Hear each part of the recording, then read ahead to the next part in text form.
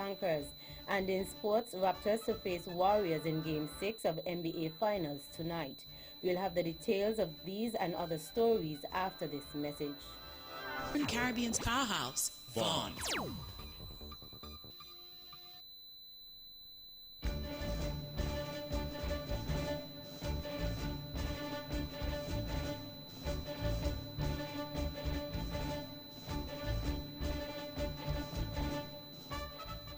Welcome back, and now the national news in detail. Under $2 million worth of illegal drugs have been destroyed by the task force of the Nevis Division of the Royal St. Christopher Nevis Police Force. The operation was executed this morning, Thursday 13th June, at Low Ground Landfill at Long Point. The law enforcement body destroyed 2 kilograms of cocaine with an estimated street value of $1 million and $800,000 worth of marijuana. The drugs were confiscated from individuals who have been arrested for possession during various operations carried out by the task force. Inspector Renal Myers, who was present at the site of the operation, spoke to the VON Newsline, noting that the operation is part of the work that the task force is doing on the island.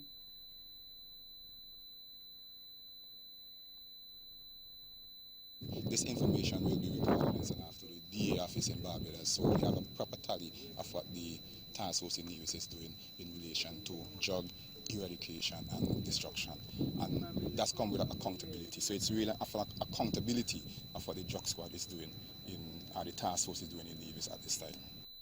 Inspector Renal Myers. The operation was carried out in conjunction with the United States Drug Enforcement Administration DEA office in Barbados, and in keeping with the International Drug Enforcement Agency's International Code, which states that once confiscated, the drugs have to be destroyed within a stipulated period. The police and St. Kitts Nevis Fire and Rescue Services, SKNFRS, are investigating a fatal fire at a business establishment which occurred on June 13th. According to a communique from the police, lawmen received a report of a fire at All Bees Bar at Douglas Estate, St. Kitts at around 3 a.m. today, Thursday, and responded. The Fire and Rescue Services team was summoned to the scene to extinguish the fire. Unfortunately, they then discovered the body of 64-year-old Cleveland Collins, who was in the establishment at the time, lying motionless on the floor. The district medical examiner arrived on scene, examined the body, and pronounced him dead. The scene was processed by members of the crime scene unit, and items of evidential value were taken into police custody. The 45th edition of Nevis's Cultural Festival is set to have its grand launch tomorrow, Friday, 14th June 2019. Dubbed the Caribbean's greatest summer lime, Culturama 45 is set to launch at the Charlestown waterfront. Here is Executive Director of the Nevis Culturama Secretariat, Mr. Antonio Abernathy Liburd. The official launch ceremony begins at 5:30 p.m. However, prior to the launch ceremony, we will be having activity at the Charlestown waterfront from 3 o'clock when the premium platinum sponsor for Culturama, Flow, they will be launching a massive promotion of the phone of the festival, and then at 4:30 we will move right into another massive promotion that will be done by the St. Kitts Music Festival Committee, where patrons can win tickets to the 23rd annual St. Kitts Music Festival. At 4:30 p.m., Culturama 45 participants, contestants, and cultural acts will take part in a mini parade from Administration Building in Charlestown to Iron Shed at the Charlestown Pier, following which the launching ceremony will begin. Following the official launch, there will be the launch of the Senior Kaiso Monarch tent. After the launch ceremony, we will have the first official Calypso tent for the Culturama 45 Kaiso season. We have some 21 registered Calypsonians, and we are expecting that anywhere between 15 and 16 of these Calypsonians will be performing their Culturama 45 songs live and in living color at the Charlestown waterfront. Then the after party would begin, and the Odyssey Band will take us right down into the wee hours of Saturday morning. Mr. Antonio Abernathy Liebert. This year's theme is Love, Passion, Pride, Culturama 45. Premier of Nevis, the Honorable Mark Brantley, dedicated his Wednesday evening radio talk show program on the Mark to the memory of the late Honorable Malcolm Earl Gishard. This, as a week of activities, is being held to honor the work done by the former Concerned Citizen Movement CCM party minister and candidate. The program featured a number of addresses made by Minister Gishard during his political career and also gave callers the opportunity to share their fondest memory of Mr. Gishard. Here are a few callers to the program who shared a memory of former Deputy Premier of Nevis, the Honorable Malcolm Gishard. With the people here in the U.S. Virgin Islands, especially St. Thomas, we would always remember the things that he has done. He was a really shaker and mover, and I just want to say congratulations to his family who has given him to share his service with us as Nivigans. May he continue to rest in peace. I want to just greet the people of Nevis again one more time for being so responsive and so supportive to my teacher as he taught me in school in Gingerland High School, my teacher Malcolm E. Gishard. And I just want to say to the people of Nevis, continue to be strong and don't let nobody deter you. One of my fondest memories of him in the political sphere is when they had the first set of houses in Bath Village. When he was giving his speech, he spoke glowingly of the houses, and in the middle of the speech he said, all that you have to do is bring $1,000 and come. Callers to Wednesday's edition of On the Mark program. Gishard died on June 11, 2007 at the age of 55. He was first elected to the Federal House on November 29, 1993 as the St. Paul St. John's representative, going on to win 3 additional elections in 1995, 2000, and 2004. He also served as Deputy Premier of Nevis and elected representative of St. John's constituency from June 1, 1992 to 10th July 2006. In December 2004, Gishard was appointed leader of the opposition in the St. Kitts and Nevis National Assembly. Nevis will continue to honor the life and memory of the former Deputy Premier of Nevis, Honorable Malcolm Gishard, this evening, Thursday, 13th June, with the unveiling of a portrait of the former government minister. The unveiling will take place this evening in Church Ground, St. John's Parish, the constituency which Mr. Gishard represented. This evening's event is part of a week of activities organized by the Church Ground community to commemorate and memorialize Mr. Gishard. Here is Premier of Nevis, the Honorable Mark Brantley. The unveiling of the portrait of the late great Malcolm Gishard this evening is part of a week of activities organized by the constituents primarily in the Church Ground area. The unveiling this evening, however, is to replace a portrait that was there before that had become damaged by weather. I'm told that one of Nevis's foremost artists, Mr. Von Anslin, has been commissioned to do the portrait, and that we should be there around about 7 o'clock, 7:30 this evening to unveil it. We, of course, invited members of the public to come along. Premier Brantley also had this to say. I want to commend the Church Ground community in particular for continuing their efforts to recognize Malcolm and his immense contribution to the life and times of the people of Nevis and the wider Federation of St. Kitts and Nevis. Premier of Nevis, Honorable Mark Brantley.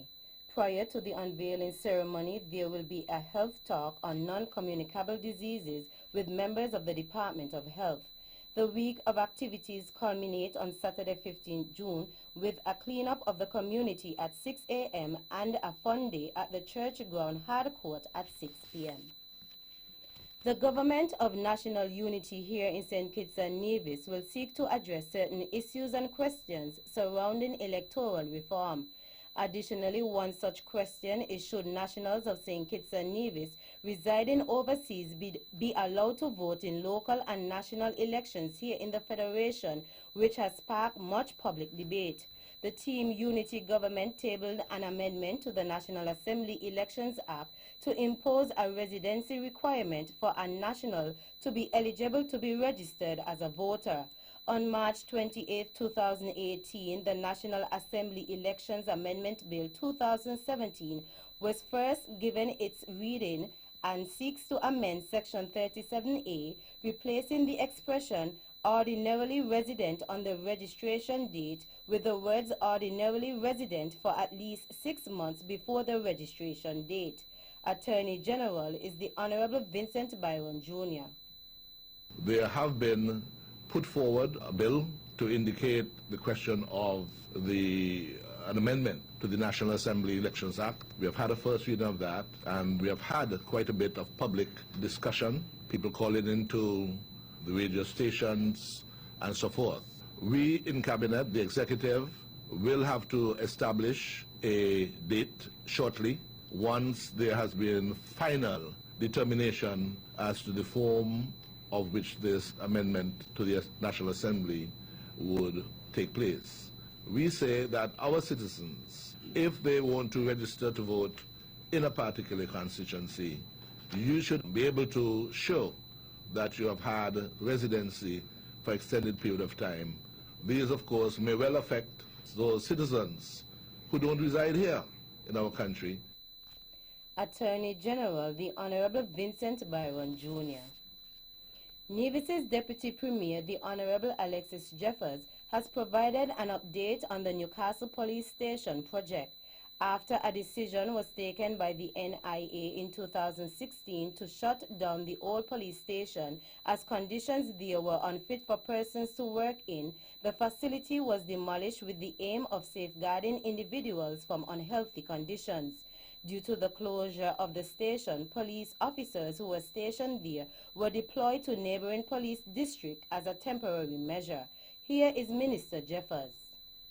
The windows are being installed, the necessary electrical wires have been pulled, the air condition work is being done, the outside walls have been primed to be painted, and of course the interior tiling and so forth are on the way. So the project is at the stage where we'll call finishing touches, all of those things, and of course you have some cabinet work to be done. So when you get into this stage though, it is one of the most challenging stages, and we're hoping to get through this challenging period in short order. Speaking on the Government at Work program 2 weeks ago, which is aired here on Von Radio, he gave a time frame regarding the completion of the project. Before the end of the year, it should be occupied, but I was indicating earlier that hopefully by September, I'm hoping that we can have a ceremony, around independence celebration. While you're celebrating independence, you can celebrate the opening of that station as well too. That would be a good time. So we'll see. We're gauging as we go. Like I said, there have been no hindrances per se, no time lost, but we're trying our best. So I'm hoping over the next 3 months, we should be closing in. This is Deputy Premier, the Honorable Alexis Jeffers. Finally, Reflections, A Journey to Retirement. That's the name of a book which was written by Mrs. Ermelita Elliott. In light of this, the author, Mrs. Elliott, will launch her book next Saturday, June 22nd at the Franklin Brown Community Center here on Nevis at 4 p.m. The book will be sold for $35 EC. The VON Newsline spoke with Mrs. Elliott, who explained the contents of the book. This book has a number of poems which I wrote during the time when I was in the classroom as a teacher. It came about due to a need. I just couldn't find poems at times for certain activities, for example, independence, when we celebrated our independence, or graduation. So I simply composed poems and gave to the children. I had them there for some time, and after a while after retiring, I decided I would publish them. So this is what was done. She also mentioned what inspired her to write the book. According to what people say, they feel that I am a natural speaker, so I would normally go on stage. As a matter of fact, I was inspired even as a child when I went to Sunday school. I had teachers like the Honorable Farrell Smithen as my primary school teacher, Mrs. Carmen Nolan Christopher, who now resides in St. Kitts, and also Mrs. Eileen Walwyn. And I was always given poems to say for various occasions. So with the assistance of my grandmother, the late Mrs. Christiana Jeffers, she always ensured that I learned these poems. Author of Reflections, A Journey to Retirement, Mrs. Ermelita Elliott. Mrs. Elliott served 39 years in the education ministry, many years as a classroom teacher, 9 years as a head teacher, and 4 years as an education officer from 2012 to 2016, after which she retired. That's the national news segment. You can visit our website at www.vonradio.com or check us out on Facebook at Von Radio or our Von Radio YouTube channel for these and other stories. News from across the region is next.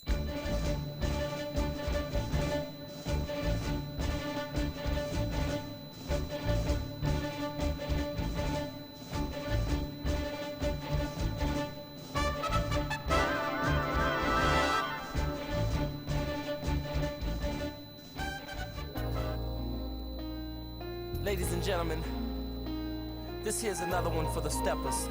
Swipe to win big in 2019.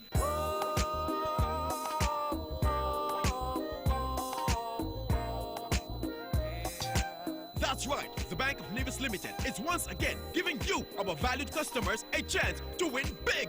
Just swipe or use your Bond Visa credit card for US $100 for a chance to win a cruise for two, an iPhone XS, or a grocery dash at Best Buy Supermarket. Say what? Sign up for a Bond Visa credit card and automatically be entered for a chance to win. This offer ends August 31st, 2019. So tell your friends and family, just swipe to win big with the Bank of Nevis. The Bank of Nevis Limited, improving the quality of life. Like us on Facebook or follow us on Instagram.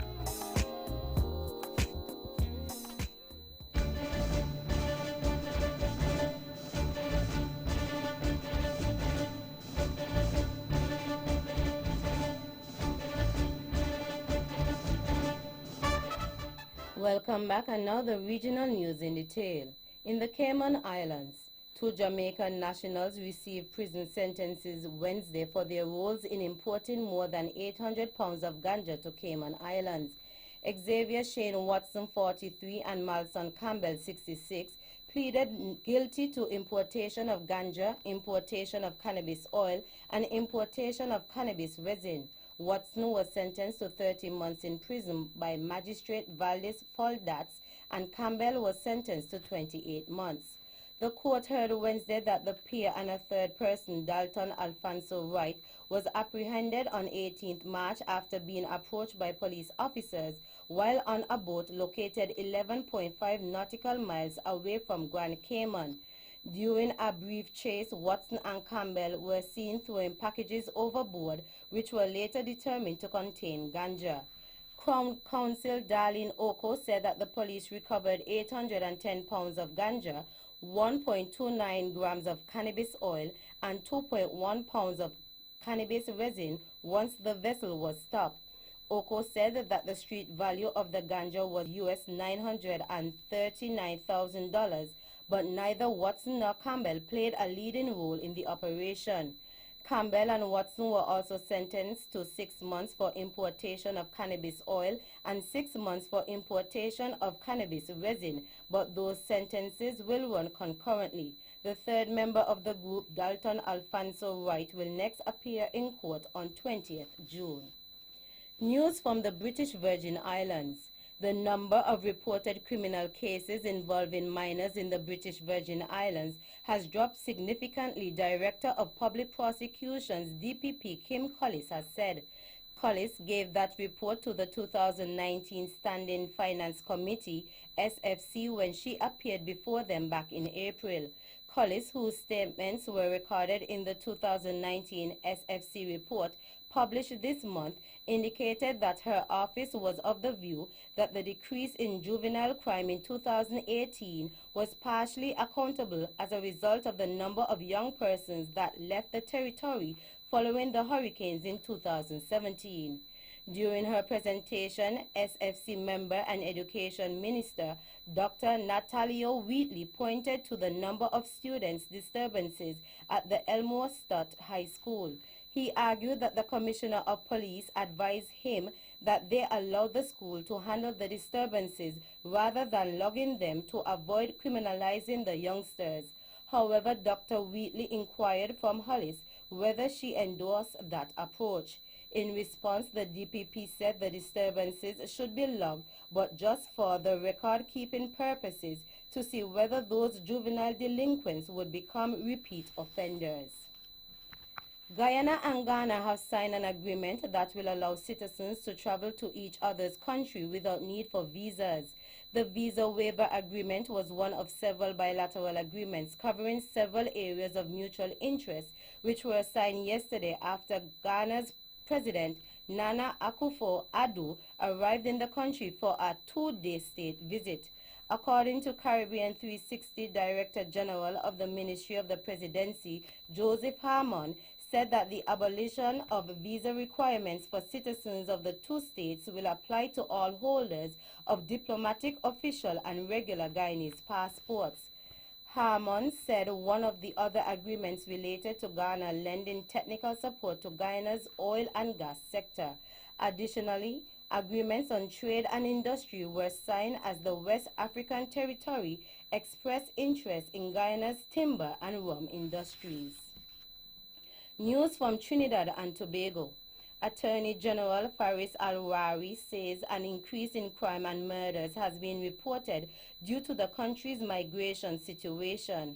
According to newsday.co.tt, Mr. Al-Wari said the country is grappling with an economic migration issue with its Venezuelan neighbor, something the government was attempting to manage. To reinforce his claim, he added that having spoken with the Commissioner of Police, there has been a serious uptick in certain types of crime as a result of immigrant issues. In Parliament on Monday, National Security Minister Stuart Young said Venezuelan migrants were not the major source of crime and accused the opposition of promoting xenophobia after asking questions about Venezuelans with HIV and malaria and about a reported increase in robberies involving Venezuelans. Finally, the Caribbean Development Bank, CDB, announces notwithstanding the prediction of deceleration in global economic activity, the 2019 economic outlook for its borrowing member countries, BMCs, is positive, foretelling economic growth of over 2%. In its 2018 annual report issued at the start of the bank's 49th Annual Board of Governors Conference, the CDB announced the world gross domestic product, GDP, is assumed to dwindle to 3.5% this year from 3.7% in 2018 and blame multiple conditions like Britain's continued attempts to leave European Union and the economic retardation in China. That's it for our regional stories. Stay with us for news around the world.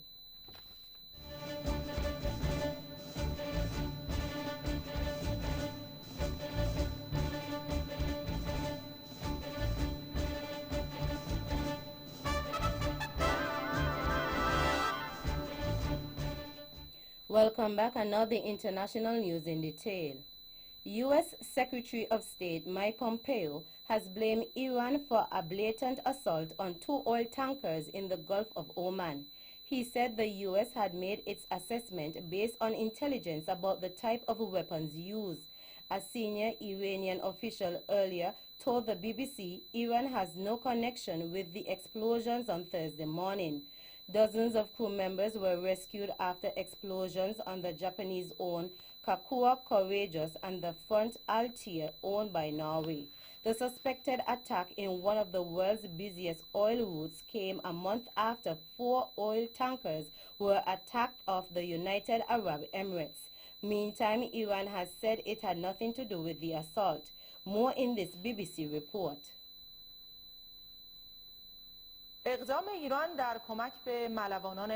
Iran woke up to dramatic news this morning. 2 supertankers apparently attacked near its coast as they headed through the Gulf of Oman towards ports in East Asia. Pictures show black, oily smoke billowing from a huge fire blazing in the hull of one of them. The U.S. Navy's 5th Fleet said it received 2 distress calls early this morning following reported explosions. This is the second time in a month that tankers appear to have been attacked close to the narrow choke point of the Strait of Hormuz, through which at least 1/5 of the world's oil passes each day.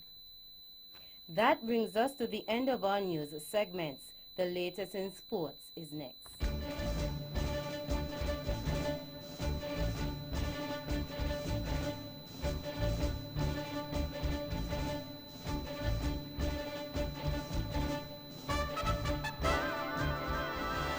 Joan. Betty, how come you never tell me what's going on up at TDC? Well, I'm glad you asked because TDC Automotive has some awesome deals. Get the car a new spare tire for just $100 plus VAT. And they have selected tires for 30% off. And for the Jeep, if you buy a selected Goodyear tire, you can get a second one for just $99. Well. And not finished yet. They're offering up to 30% off selected Valvoline oils and universal car mats and a whopping 50% off Energix batteries. TDC Automotive not making no joke. I going up there now.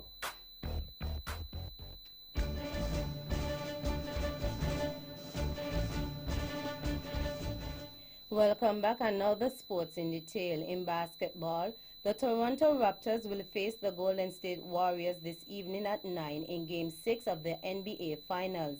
Game 5, which was held on Monday, saw the Warriors defeating the Raptors 106-105. That victory extended the series to Game 6. Toronto currently leads series 3-2.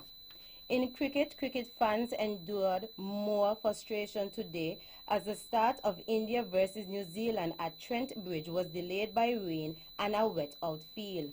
Both teams are hoping to extend their 100% winning record in the competition, but a mixed forecast means play may not be possible. An abandonment would be the fourth in this World Cup. The previous highest number of abandoned games in a World Cup was 2 in 1992 and 2003. Finally, in local sports, the National Bank New Attitude A Division basketball playoffs began on Tuesday evening, June 11th in St. Kitts. 2 games were played that evening and the results are as follows. ASCJ Hawks defeated Polstars 90-38, and in Game 2, Youth and Sports Eagles of Nevis defeated Newton Ground Ballers 58-46. The Youth and Sports Eagles of Nevis will next play on Tuesday 18th June at 6:30 p.m. That's it for the sports segment. The general weather forecast is next.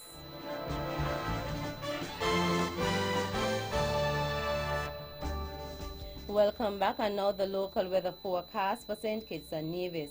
Weather tonight, partly cloudy with a 30% or low chance of showers. Weather tomorrow, partly cloudy to cloudy with a 60% or moderate chance of showers. Winds east to east-southeast at 12 to 17 knots. Seas 1.5 to 1.8 meters or 5 to 6 feet. And sunrise tomorrow is at 5:36 a.m. And that's how we wrap up the major news package for today, Thursday, June 13th, 2019.